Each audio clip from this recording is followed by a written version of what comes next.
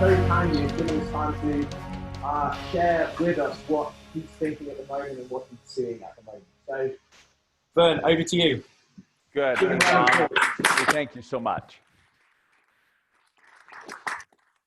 Yeah, first of all, it's such an honor to be able to zoom in here with Dom. As you know, absolutely huge fan. The early Rackspace leadership were in my MIT program, and I was lucky to get some friends and family stock and get to see that go up 15x. And so, Dom, unbelievable work with Rackspace. You guys exited that thing for $7 billion. So anyway, you know, at the very beginning of this crisis, we hosted a couple of top leaders. One, Greg Brenneman. Greg's the top turnaround guy. He's on the board of Home Depot. He turned around Continental Airlines from worst to first in like 2 months. And he said something important, that great leaders absorb fear and exude hope. And that's what we have to continue to do, I think, as we see kind of a second wave. And what that absolutely means is we've got to plan for the worst. I have told my team, hey, maybe not till 2022, but let's also really hope for the best and go for that, which was why we hosted Margaret Heffernan, the great UK author, former top 100 software CEO. And she said at the very beginning of this crisis to be ambitious.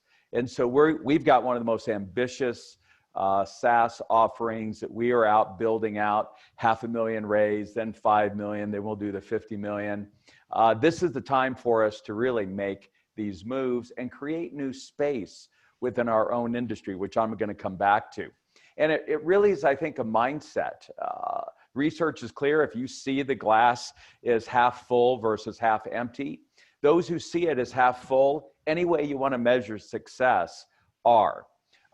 And the good news is it's not half full or half empty, it's 3/4 full. If you look at last year's global GDP, it was 88 trillion.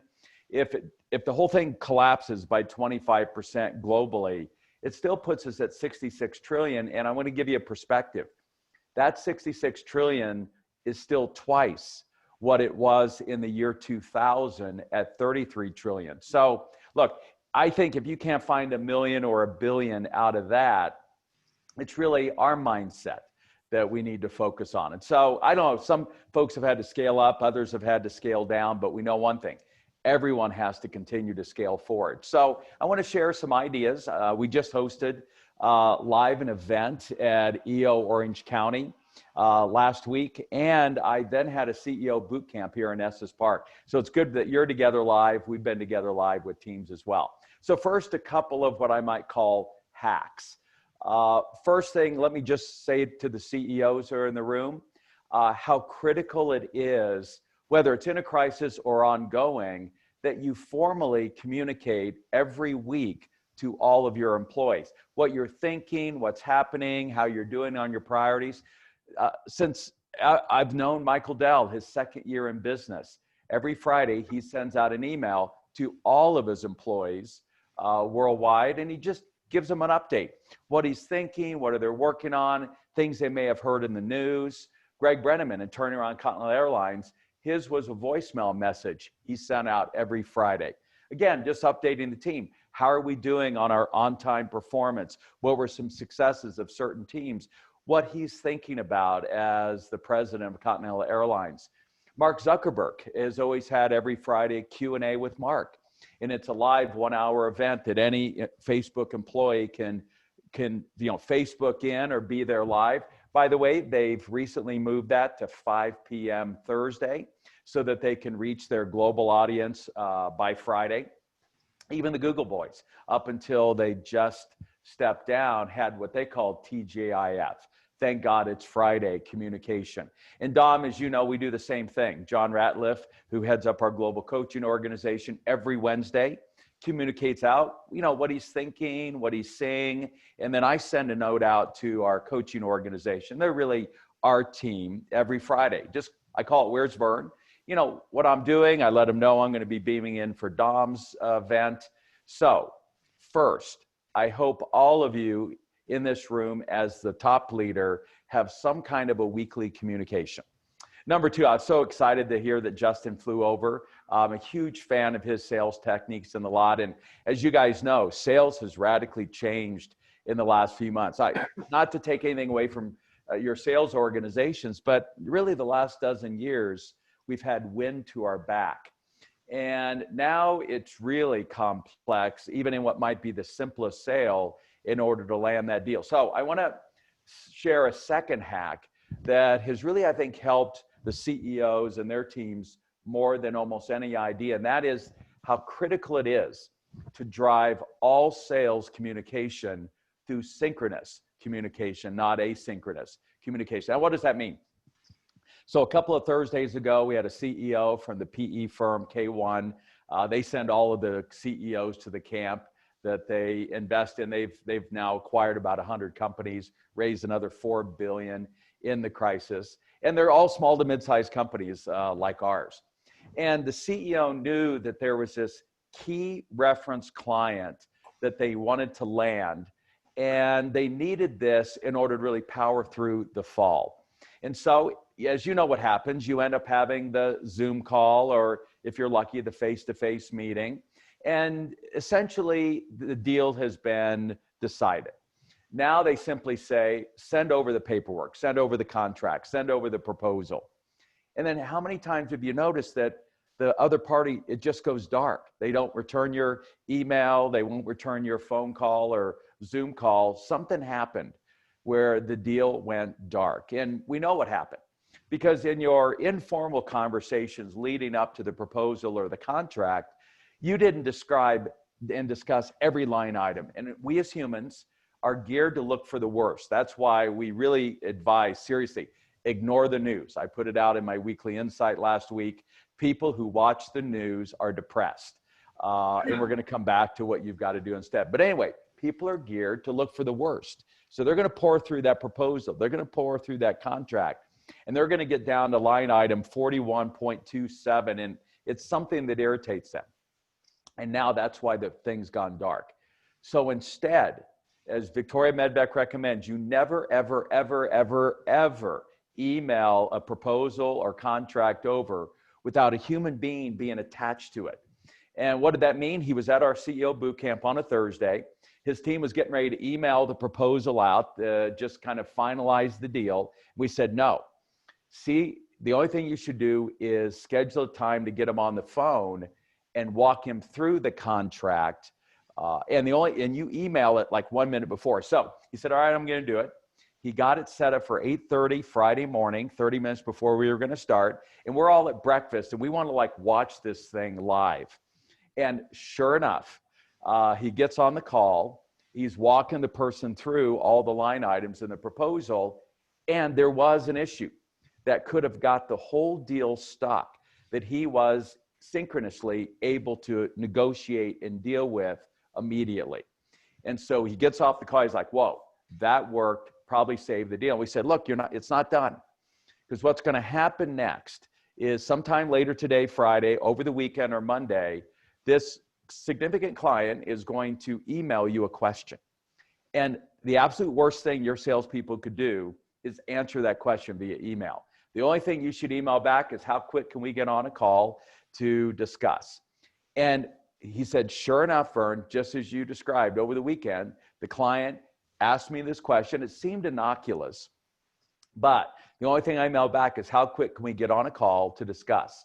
He said it was Tuesday morning following the boot camp. And sure enough, by getting on a call, that question had deeper issues behind it. And instead of getting 20 seconds of attention in an email, he got 20 minutes. And in the process of addressing that question, he was able to increase the length of that contract from 3 years to 5 years, and he was able to upsell another 10%. That added value to that contract ended up making it the biggest single deal they were able to land since the beginning of this crisis. So that's hack number 2. Drive all communications with your existing customers where you're renewing them, and with new customers. If there's a proposal or contract involved, even in retail, make sure that you you have a human attached to it. Now, here's your third hack. And this happened to one of the other CEOs at the boot camp. They also had just learned that they had landed. Business is starting to come back. I hope it is for you as well, or maybe never left. They had just landed their biggest deal since the crisis. And it was done by one of their top salespeople. Now, here's the mistake we as leaders make. And this is probably the biggest hint I ever picked up for both my children as a parent and the teams that I lead. Once you hear good news, the worst thing you could do is get them on the phone or get the team together and say, look, congratulations, this was a key win. I know you did it through a lot of hard work and perseverance and teamwork, and I just want to thank the team. You got to know, as you're saying that, there are people on your team rolling their eyes. They're like, you don't have a clue what it took for us to land this. There wasn't any teamwork. It was me staying up till 2 o'clock in the morning, yada, yada, yada. So instead, here is the most powerful question I've ever learned as a parent and as a leader. You hear good news from your daughter, which I did, Jade, who Dom has met, my 17-year-old. The most important thing you could say is, sweetheart, that's fantastic. How did you do it? That's the question. I want you to write it down. How did you do it? And then you let her relive what it took and what she went through and had to put together and the pain. And so we said, all right, CEO, we want you to do the same. Now, this is lunch on Friday. We love kind of listening in on these calls real time. And so we're sitting there at lunch. She said, look, I'm going to call the salesperson who landed this deal, and I want you guys all to listen in. So he did just that. I don't remember the guy's name, but got him on the phone. Hey, congratulations. You know how critical this big sale was to get momentum into the fall. He then said, what did it take to land that client? And then he just was quiet. And it was crazy how the salesperson just relived all that he had to go through and persevere, and there became this one stuck point, and he got over that. And the only thing he regretted, and that's why it's good to do this like in a sales meeting or a team meeting, is you want the rest of your salespeople to hear what this salesperson did to land the deal. What you have to understand is the research is clear. We care more for our peers than we do our boss. We will work harder for our peers than we do our boss. We learn more from our peers than we do our boss. And so your job as the leader is to recognize that and take advantage of it. And when you're in any kind of a celebration, it's how many minutes does everybody else talk and share back and forth? Hey, we said we were going to do this. I mean, we'd say we were here. We said we're going to do this. We did it. How did you do it? And then Margaret loves to talk. And so, Margaret, I was hearing from someone what your team did. Share that and get the conversation started. And all you do is orchestrate. So hopefully those 3 hacks, the importance of the CEO communicating out formally every week. I don't care if it's a voicemail, email, video, or you're willing to do it live with your team. Number 2, make sure you drive all communication, particularly when it's trying to drive and close a sale, through synchronous communication, including the questions afterwards. And then number 3, this powerful question, sweetheart or salesperson, how did you do it? How did you land that sale? And then you just shut up and let the conversation carry on. Now, 3 other, or maybe 4 other quick ideas. If we go to scaling up or scalingforward.com, so I want you to write down that URL. Our main website, scalingup.com, but we put up a site called scalingforward.com. And there you're going to see what we consider the 4 Ps of scaling forward. So I just want to touch on each one of them briefly. First, people. Right now is an opportunity to be ambitious with the relationships that you're able to bolt on to your organization. And so we pursued a relationship with Harvard. We have all this online executive education, and there's no way in the past 12 years I could have got even Harvard's attention. We cut a deal in this crisis where now those who complete our Master of Business Dynamics and our Scaling Up Master program, which we're running now in the UK, receives a Harvard Master Certificate.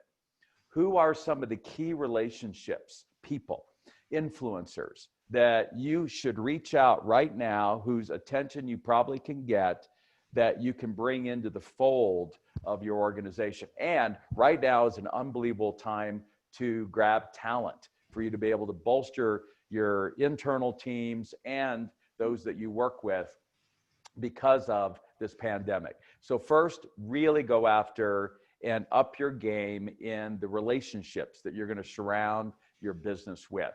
And be sure to know who are the top 225 to 250 customers and get engaged in reaching out to them. And I want to suggest that in wars and in markets, the key to winning both is intel. Whoever has the best intel, firsthand intel, has always won. I consider intelligence really the oldest profession on the planet. And so that's why I've suggested the single most important key performance indicator of every leader in the room is how much talk time. You can't think your way through this. You have to talk your way through. And I hope you're just burning up your cell phone batteries and your time getting this talk time with your key list of customers, distribution channel partners, whoever is that would be top 250 list that really powers your business moving forward. I talk to one of our coaching partners every single week, and it really gives me insight to what's happening out there in the field real time versus what I'm going to read on the news. So that's really the key around people. Around strategy, it's this importance, I think, of building or rebuilding your brand. And this is an opportunity to create a new category in your industry. So for us, we know that crises always launch new businesses. CNN was launched in the Gulf War.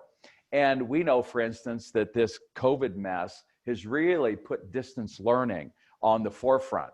My youngest, Quinn, is doing complete distance learning until October 5th, when they're going to let him somewhat back into the classroom. And so distance learning tends to be a category. We've created a new one called near learning. We actually consider Peloton, and if you've seen, that company has just exploded within this crisis. I consider that a near learning experience like this. TED Talks feel distant. You know, they're 3-camera produced, you feel far from the speaker, and the content is old. Here with near learning, I feel near to you. I can see you, you can see me. I'm looking at you like a Peloton trainer. And what I'm sharing with you is just, you know, like a couple of weeks old since we had our CEO boot camp. And so we've created a category called near learning. What's a new category you can pioneer in your industry coming out of this crisis? So that's strategy. Execution, there we think the key, I hear some construction. Sorry about that. Hey, it's just, I can't control that. I'm actually at my offices here. Anyway, with execution, the key is this is the time to clean house and really tighten up process. And again, Justin came to you, really tightening up your sales process. You have an absolute opportunity to really drive everything around one word. And if I were to actually summarize strategy and execution, it would be the word easy. I mean, the reason we've got the wealthiest guy on the planet next to Putin, which is Jeff Bezos at Amazon, that's supposed to be a joke, the whole Putin thing, is, you guys are allowed to laugh, is they obsess every Monday, because I know Jeff Wilkie, the other Jeff, on one word, which is what do we have to do to make it even easier for people to get what it is they want and for our packaging to be easier on the environment. I think from a strategy and execution perspective, your focus should revolve around one word. What do we have to do to be easier to do business with, for our app to be easier? I just got an Aura Ring, and it's crazy how easy it was just to download the app on my phone. It automatically found the ring, connected, and downloaded personal data when I gave it permission, and I was off and running. If you have something that's not easy, you're dead on arrival. So can people easily find your website, easily do business with you, easily figure out how to order, how to get the service. And ultimately, the job of your product and service is to make their job or life easier. So the same internally with your employees. Look, if the job of your company is to make the lives of others easy, then your job as a leader is to make your employees' lives and jobs easy. And so that's where you want to go in and clean out your process messes.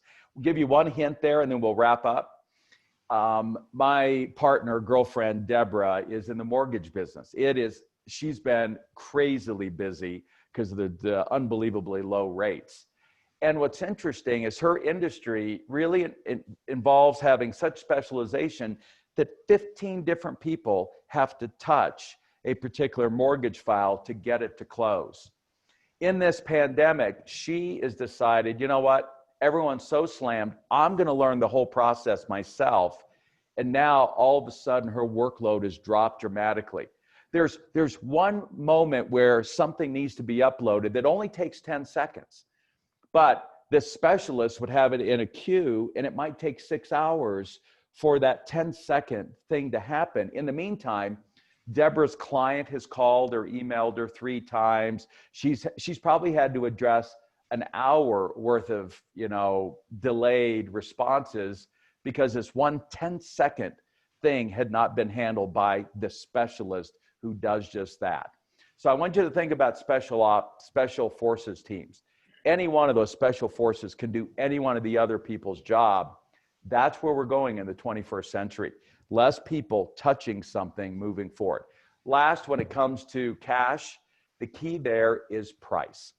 And I just want to recommend that you go to our dear friend Herman Simon's book, Beat the Crisis, a great title and book he wrote out of the last recession, very applicable to today.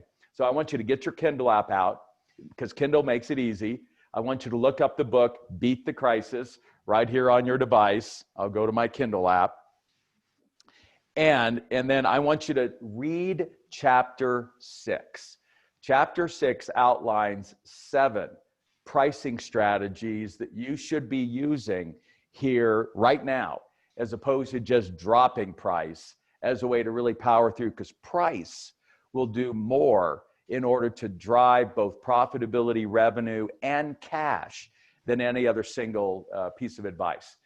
Last, about a year and a half ago, about 2 years ago now, this month, Harvard Business Review did an article called Good, Better, Best Pricing. And it's so just Google Good, Better, Best, or Dom will send you the link. And it's going to outline how, whether it's retailers or business to business, those that are moving to a good, better, best. In this case, at the very end of the article, as I started with Michael Dell and his weekly communication, let me end. At Dell EMC, they moved to a good, better, best pricing strategy when they were offering after-sales service instead of a single price. And by doing that, their revenue only jumped 300%. And so I want you to up your game in price. So summarize, people, go grab talent and relationships. Under strategy, this is a chance for you to create a new brand or category. Under execution, it's process, process, process. Everything really revolving around how do we make things easier for everybody. And then last, under cash, a great way to drive it is up your game in pricing. So Dom, hopefully there's a pony in there that's helpful to the crowd. Verne, thank you very much indeed. All right.